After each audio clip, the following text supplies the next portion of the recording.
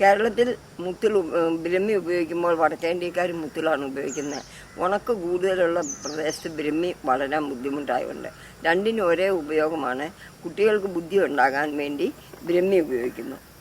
മുത്തിലും ബ്രഹ്മി ഒരേപോലെ ബുദ്ധിക്ക് നല്ലതാണ്. പക്ഷേ ഈ മുത്തിലിന് ഒരുപാട് ഔഷധ ഗുണം കൂടുതലുണ്ട്. എന്താണെന്ന് ചോദിച്ചാൽ ത്വക്ക് രോഗങ്ങളെ നശിപ്പിക്കുന്നു, രക്തത്തിൻ്റെ അലർജി ഇല്ലാതാക്കുന്നു. മുത്തിലും പച്ചമഞ്ഞളും കൂടി ഉപയോഗിച്ചാൽ രക്തത്തിൽ അലർജി ഉണ്ടെങ്കിൽ അലർജി രോഗികൾക്ക് നല്ലതാണ്.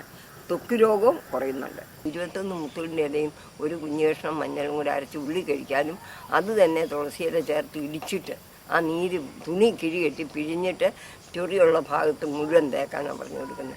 2 മണിക്കൂർ പിഴിഞ്ഞ് തേപ്പിച്ചിട്ട് പിന്നെ ചെറു ചൂടുവെള്ളത്തിൽ ഒരു നാരങ്ങാനീര് പിഴിഞ്ഞിരിച്ച വെള്ളത്തിൽ കുളിപ്പിക്കുക.